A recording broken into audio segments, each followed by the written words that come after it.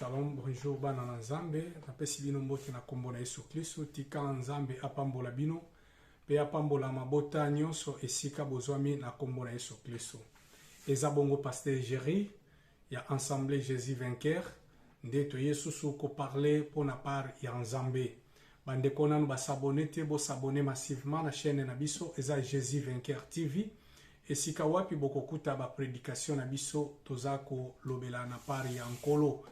Une fois de plus, nkolo apambola biso, tozako kota na une petite exhortation na biso tangu nyonso toyaka pona ko partager maloba na nzambe.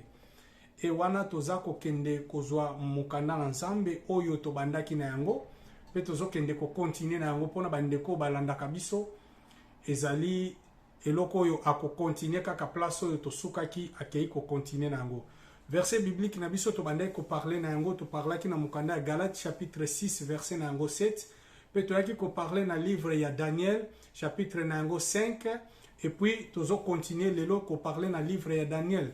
Tu as qui parler dans le livre il y a 1 Samuel chapitre 2 verset 17 puis tu as verset 20 et le lot tu as sous mukanda na 1 Samuel chapitre 2 même mais tu as continué dans verset 30 puis tu as continué dans le livre il y a Daniel parce que enseignement manabiso ezako kende na kokoba. Totangi maloba na nzambe na lombangu mingi, totangi mukanda na 1 Samuel chapitre na yango 2 verset na yango 30.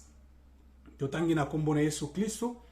Bible dit, c'est pourquoi voici ce que j'ai dit l'Éternel, le Dieu d'Israël. Je vais déclarer que ta maison et la maison de ton père marchera devant moi à la perpétuité. Et maintenant, dit l'Éternel, loin de moi, car j'honorerai celui qui m'honore, mais ceux qui me méprisent seront méprisés. Tokei na moi lombango, voici le temps arrive où je trancherai ton bras et les bras de ta maison, de ton père, en sorte qu'il n'y aura plus de vieillards dans ta maison. Tu verras un adversaire dans ta demeure, tandis que Israël sera comblé de biens par l'Éternel, et il n'y aura plus jamais de vieillards dans ta maison. Verset 35, Bible le dit, je m'établirai un sacrificateur fidèle qui agira selon mon cœur et selon mon âme. Je lui bâtirai une maison stable et il marchera toujours devant mon oin. Et quiconque restera de ta maison viendra se prosterner devant lui pour avoir une pièce d'argent et un morceau de pain. Tokembangu na livre na biso ya Daniel chapitre 5. Daniel chapitre 5 verset 1. Wapi esika totangaki déjà tozokende ko bandela yango pona bandeko bazalaki te bage bana ko comprendre nini o toza kolobela. Bible lobi na biso na Daniel chapitre 5 olimbisa verset 1 verset nango première. Totangi, le roi Belshazzar donna un grand festin totanga kiango. En verset 5, en ce moment apparut le doigt d'une main d'homme et il écrivant en face du chandelier sur le chameau de la muraille du palais royal. Et le roi vit cette extrémité d'une main qui écrivait. Dans verset 6, Bible lui, alors le roi changea de couleur et ses pensées les troublant et jointirent des reins et relâcheront et ses genoux se éterront d'une contre l'autre. Et le roi cria avec force qu'on fasse venir les astrologues, les chaldéens et les devins, et le roi prit la parole et dit aux sages de Babylone, quiconque lira cette écriture et on la donnera, l'explication sera revêtue de pourpre, portera un collier d'or à son cou et aura la 3e place dans le gouvernement de son royaume. Amen bana na Nzambe. Nzambe apambola biso bato nyonso tozalaki attentif ya kolanda maloba na Nzambe. To bandi ko kende ko limbola makambo na biso to bandi kolobela basakana kana Nzambe te. Bien aimé tozo continuer na esika oyo tolobaki Nzambe aza Nzambe. oyo mutu akolona yango akobuka. Tokende mbala mona histoire na biso parce que oyo tolobaki ezalaki essentiel na vidéo na biso passé, et lelo tozokende ko entamer le plus essentiel aussi parce que maloba na Nzambe nyonso ezali pona ko purifier, pona ko sanctifier, pe pona ko édifier selon livre ya 1 Timothée. Bible eza koloba na biso roi oyo azwaki biloko na Nzambe ake kosala nango feti na ye. Na bande ko expliquer bana na Nzambe na prédication passée kolobeti biloko na Nzambe eza ba chose sacrifiée pour na Nzambe. Bien aimé, eza sacrifié mais sanctifié aussi. Quand on dit sacrifier, c'est sanctifier. Premièrement, il faut la sanctifier et sacrifier pour le Moussa Nzambe. Ndenge na bande koloba, Bible lobi tangu roi oyo ake ko simba ba ver oyo e uti na kati ya temple ya Nzambe, abandi ko mela na yango masanga. Ye na basi na ye, na bapaya na ye. Bible lobi loboko na Nzambe epimi pe eyebi na kokoma. Musapi na Nzambe bien-aimé ekoma ka Nzambe ayebi kokoma makasi. L'écriture de Dieu est kobima na livre ya Daniel chapitre 5. Bible lobi Nzambe aye kokoma. Et tant Nzambe aye kokoma esika wapi fin ya roi oyo eyaki ko salama. Bien-aimé na kati na livre na Nzambe na Bible na Nzambe na mona kabisika mibale oyo Nzambe akoma e babisika wana Nzambe ye moko akiti akomi ezalaka fin ya makambo nyonso. Bien aimé, soki olingi osala fin ya vie na yo, luka problème na Nzambe. Soki oke ko luka problème na Nzambe, place fin ya vie no ekosalama. Et soki olingi Nzamba koma na vie na yo, kende ko luka refuge epai na Nzambe. Ndesika problème nyonso ya vie na yo pe ko koma na suka. Na lingi na meke mpe ko expliquer. Bible za otalisa biso ezalaki na mwasi moko oyo asalaki buzobato asalaki kindumba. Bible lobete ba yena ye liboso na Nzambe. Tamba yene liboso na Yesu na bandeko bayaki na epona ko boma yeba bamba ye mabanga. Bible lobi Yesu akiti na se abandaki kokoma. E musapi na Nzambe tango eza kokoma. Bible lobi tango atomboli mutu atali bango ata mutu moko azalaki lisusu wana te. Alobi na bango alobi oyo nano asala lisumu te azwa libanga oyo abamba mwasi oyo. Bible lobi a continuaki kokoma. Makambo Yesu abandai kokoma na se. Makambo Yesu abandai kokoma na se wana tango continuai kokoma. Bible lobi tango Yesu alobi ndenge wana abandi kokoma. Makambo Yesu akomaki ba expliquer biso yango na kati na Bible. Mais eza mukolo ya lelo te toko expliquer yango akomaki makambo nini parce que makambo akomaki wana eza na kati ya Bible. Akomaki makambo eza libanda te, akomaki makambo eza na kati ya Bible. Mais Bible lobi tango tomboli mutu na ye, batu nyonso basala nini bapanzane. Il faut ozala na esprit supérieur pona koyeba kolimbola makambo Yesu akomaki. Parce que mutu azoya kolimbola makambo Nzamba akomi eza Daniel. Bible lobi Daniel azalaki na esprit supérieur par rapport ya bato roi abengaki. Lokola ba magicien, lokola ba astrologue, lokola ba nani, bandoki nyonso ye azalaki na bango besoin. Abengi bango. Mais dans Daniel aye, ndesika Daniel azopesa explication ya makambo Nzambe akomi. Nzamba azoyebisa roi, alobi a partir ya lelo na mettre fin na reine na yo parce que osakani na Nzambe. Bien aimé ba sakana kana Nzambe te. Yango tozalaki na thème na biso to grand thème na biso ezali ba sakana kana Nzambe te. Bien aimé roi alinga sakana na Nzambe. Lelo yo roi eza yo eza ngai. Biso nde batu tozoluka to sakana na Nzambe. Bien aimé Nzambe aza muninga na biso te. Nzambe aza camarade na yo te. Na ute kolobete biloko ya Nzambe eza ya Nzambe. Musala na Nzambe eza ya Nzambe. Kolinga kozwa église na Nzambe ekoma lokola un bien privé na yo te. Parce que bisika okomona loboko na Nzambe ndeko ya kokoma. Wana muta kokoma lisu te. Bato ozana bango pembeni bazo peso conseil olingi koyoka bango te. Mais mukolo loboko na Nzambe kokoma nde sika fe ya vie na yo, fe ya ministère na yo koya. Ezana bato ebele bazaki na beglise minene. Ezana ba l'homme de Dieu obiso to yeba ki tango tozaki bana mike. Babande kote ya makasi, lelo basuka wapi. Lelo baza wapi. Lelo ba misu ba pengwa ba koma ba venturier. à cause ya kosakana na nzambe, à cause ya kosakana na biloko na nzambe, à cause ya kosakana na musala na nzambe. Bible lobi tangu nzamba azobenga Moïse na kati na tabernacle, azui Aaron, a sanctifié, a sacrifié, a sanctifié, et tous les instruments du tabernacle ezalaki sanctifié. Lelo biloko ya nzambe na biso to ya bandaku ya nzambe na biso, parce que ana zolobela mingi l'église corps de Christ. Lelo ba biloko tozo salela na kati na ndaku na nzambe, il faut toyeba yango ke biloko wana eza sanctifié na makila na Yesu Kristo. Et puis yoko iko sakanaka na bana na nzambe te, bakomi lokola ba brebi na yo oyo bandi kolia tongo midi pokwa. Bakomi lokola ba instrument na yo ozo beta tangu nyonso bien aimé. Et lelo batu bakomi ko fabriquer même ba prophétie pona ko sakanela bana na nzambe. Bien aimé baza ba bien privé ya nzambe.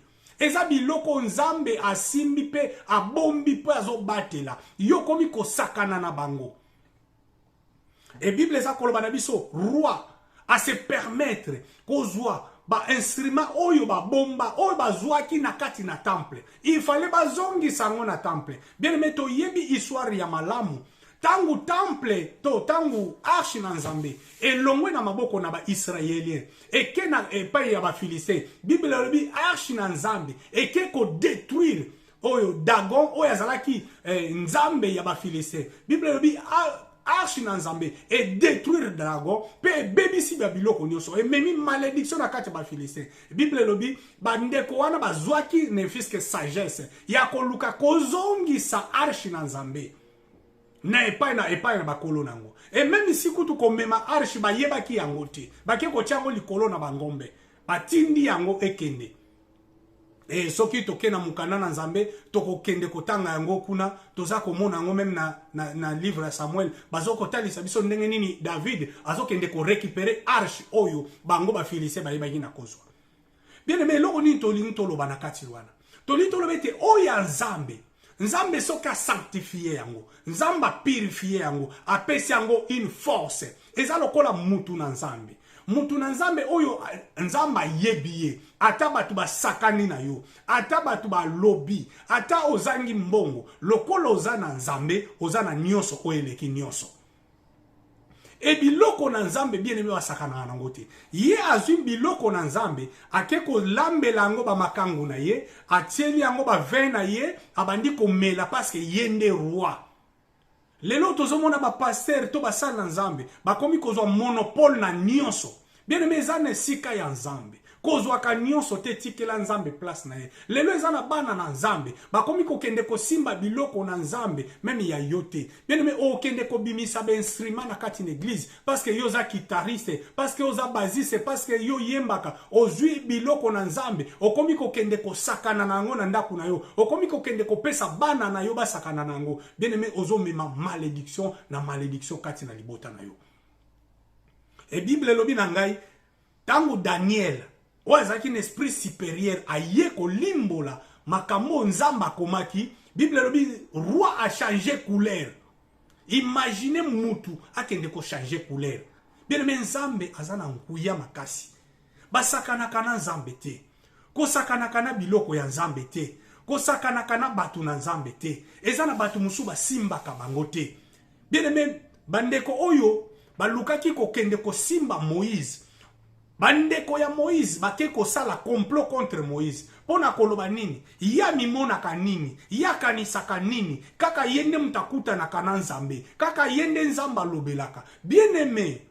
Même si olalaka na mwasi na yo, olalaka na mubali na yo, oyebi ye malamu, oyebi ba faiblesse na ye bien. Mais soki aza mosali na nzambe. Faites attention. Parce que okoki kolukela malédiction oyo yo kokai komindimela te.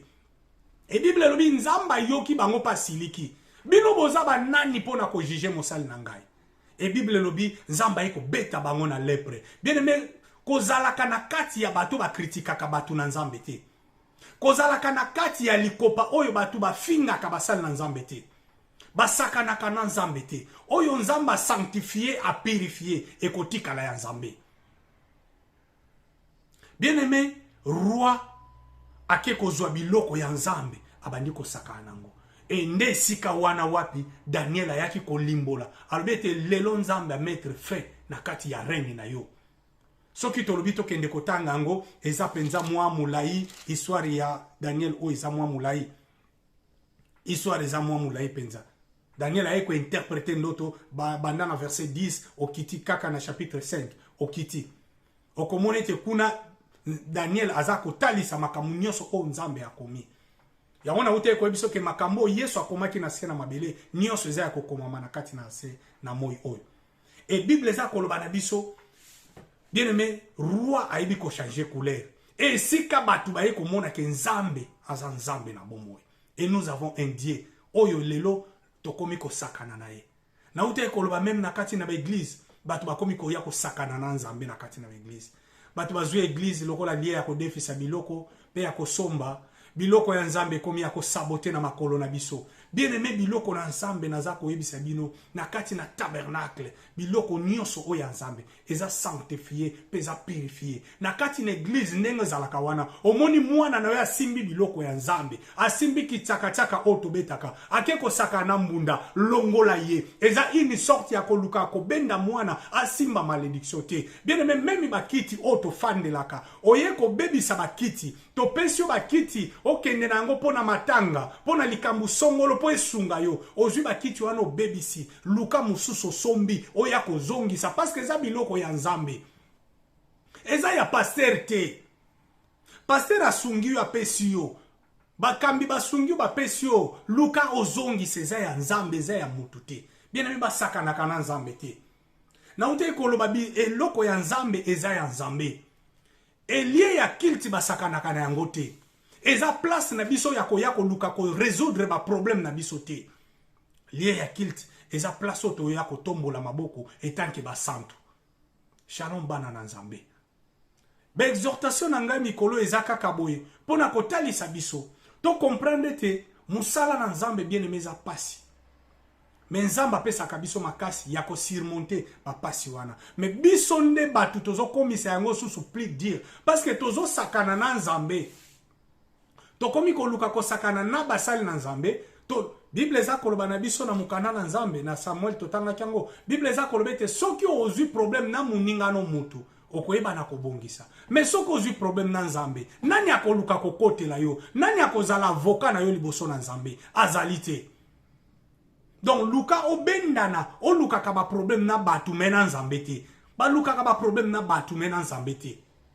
Bien aimé tango zo sala makamu susu yeba ke ozo luka ba problème na nzambe yo mosali na nzambe tango ozo kende ko zwa ka basi ya batu ozo luka problème na batu te mozo luka problème na nzambe tango ozo kende ko bebisa ka bana batu tango komisi église lié na yo ya ko zwa ka mbongo lié na yo ya ko bebisa ka batu lié na yo ozui kindoki na yo ye ko fandisa na kati na église po banda ko lokaka na kati na église. Bien aimé okokufa mabe makasi suka no ekozala mabe makasi. Tanga na mukanda na Daniel omona ba roi o ba succéda ndenge bakenda kokoma ba misu bakenda ko se retrouver na kati na bazamba ko lia na banyama a cause ya ko sakana nzambe. Bien aimé basakana kana nzambe te basakana kana nzambe te nazo répéter yango eza thème moko très important to ko kay koloba makambo bele basakana kana nzambe te. Bien aimé Ananias na Safira basali ba aventure na bango mbale na mukanda na nzambe na Actes des Apôtres je pense chapitre 5.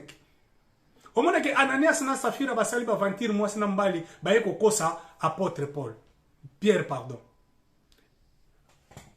Apôtre tango atelemi alobi na bango aza koyebisa bango alobi mais bozo sakana na molimo mosantu pona nini. Oh, moi je pensais que bazo sakana na mosali na nzambe mais iya za koyebisa bango alobi ete bozo sakana nani na molimo mosantu. Bien aimé musala na nzambe eza ya nzambe eza ya mutu te basakana kana nzambe te. Soko lingo sakana na nzambe bien aimé okozwa ba problème soko lingo sakana na nzambe okozwa ba problème soko lingo sakana na nzambe okozwa ba problème. Bien aimé na mukana na Actes des Apôtres chapitre nango 5 abazota sabso Ananias et Safira bazolo bana biso makambo oyo ke bayeli boso na bantoma pona koluka kokosa Et Pierre, pardon, Pierre, hein, apôtre Pierre, Pierre lui adressa ces paroles, dit, dis-moi, est-ce qu'à un tel prix que vous avez vendu les champs? Oui, répondit-elle, et à ce prix-là. Tango Pierre azoloba, bango bazomone kaka mutu nde azoloba. Tango ozoya kokosa, bazotuna osalaki boye ozondima te. Oke kozwa zemi na kati église. Bien aimé okobota nini? Zemi oya ki makangu, ozoya kosalela makambu na bino na kati église. Pona kobebisa valeur ya musala na Nzambe. Eh bien aimé, balukaka makambu na batu. Okosilisa yango malamu na batu. Omoni problème na yo nanga. Tokosilisa yango penza mpe malembe, tosilisi toyokani, toyokani, tobongisi bon, limbisa Nzambe azwa lokumu tobondele sili. E bongo problème yo zoke koluka na Nzambe. Eza na batu musuba meka bango te. Bien aimé Nzambe aza mwana na mutu te pona kokosa e. Soki oke kotanga na livre oto tanga ki to banda ki tem na biso na mukanda na Samuel. Bible eza koloba Nzambe ke ko détruire libota wana ya Eli. Naba descendant na bango Nzamba ke détruire. Et puis ake ko sala une famille stable. Bien aimé Nzamba aza capable ya ko détruire yo na famille na yo mobimba pe abimisi libota mususu. Nzamba azana capacité ya ko longola ngai etant que pasteur atie mususu parce que azana bango ebele. Mukolango Elipe akende koloba. Alors Nzambe na tikali nga moko. Na bato babanga ka Nzamba bite otikali yo moko te. Bazana no ebele. Bazana no ebele. Bien aimé tangu toza liboso na Nzambe, toyeba kotambola na kobanga Nzambe. Tangu toza liboso na Nzambe, tobanga batu te. Tosala hypocrisie te. Tosala ironie te me tobanga Nzambe. Tala roi oyo, aiba ikobanga Nzambe te. Amimoni ye aza mukonzi, azui ba makangu na ye a valeur. Azui batu oya yambaki en valeur. Koleka kaka biloko oyo ya Nzambe. Bien aimé quelque part tokokai komona ngo eza nango biloko apamba. Bakopo bameleli yango masanga bako sokolango bako zongisa yango. Basani baleli yango bako sokolango bako zongisa yango. Ndenge pe yona ngato lobaka. Eza nango biloko apamba ti. Toko sana biso yango eza na kati église. Ata to sasi feti na kati église to meli masangao. Est-ce que ko sani molimo mosanto kolongwa. Bien aimé temple ya Nzambe eza sacré. Basakana kana yango te. Nga nazobisa yo nasalisi feti na ngai ya mariage na melisi batu me nasomba masanga oyo batu balangwaka nango te. Batu musu basekaki, batu musu balobaki na ndenge na bango, me feti na nga ekokai kozala le plus heureux ya vie na ngai. Pe na sepelaki kitoko. Bien mais lelo na kati na église na biso tokomosasa ba feti, batu balangwe, batu bameli, batu bazobomana, batu bazobunda na kati ya église. To yebi lisusu valeur ya Nzambe te. E molimo mosantu azasu na kati esika wana te. Tika Nzamba lola pambola biso bien aimé. To continue na kotambola na kobanga Nzambe. To longwa na kosakana na Nzambe. Basakana kana Nzambe te. Bana na Nzambe bakosaka mutu. Me bakosaka Nzambe te. Basimbaka biloko ya mutu. Me biloko ya Nzambe te. Yo mutu zakana ba facilité ya kokendaka kodefa biloko ya Nzambe, kozwaka biloko ya Nzambe, basani biloko bakopo banini nyonso oyo basalelaka musala na Nzambe oyo eyebani keza ya Nzambe, yo mema yango na ndako na yo, omema malédiction luka ozongisa yango. Yo mutu okenda kosala kindumba na kati ya ndako na Nzambe, na herba ninga bazokende veiller, yo weli okeli boso, po bokutana na kati na église, po bosala ba bêtise na bino. Bien aimé, yo passer, o mema ka basali na Nzambe, bana na Nzambe, na kati na permanence, na kati na église na Nzambe, po sala buzoba na yo mosala na Nzambe, yo muto sala kango, bien aimé, basaka na kana Nzambe te. Okoya kozwa fimbu na Nzambe. Tika Nzamba lola, apambola yo muto yoki maloba oyo, pe oyeba na kotia yango na kati na misala. Nzamba apambola biso, tokutani na mbala ya sima, bandeko nanu basabone te, s'abonner na ebi keza pasi koyoka mate ya aboye et puis na sima na yango s'abonner mais Nzamba lola akopeso makasi pona ko continuer koyokaka ba vérité oyo ekomami na kati na maloba na Nzambe et toko bomba te toko continuer kaka koteaka bosolo se bosolo ata toko zala abonné misato Nzamba lola akoyeba kopambola biso tika Nzambe azwa lokumu tokutana na mbala ya sima na kombo na Yesu Kristo.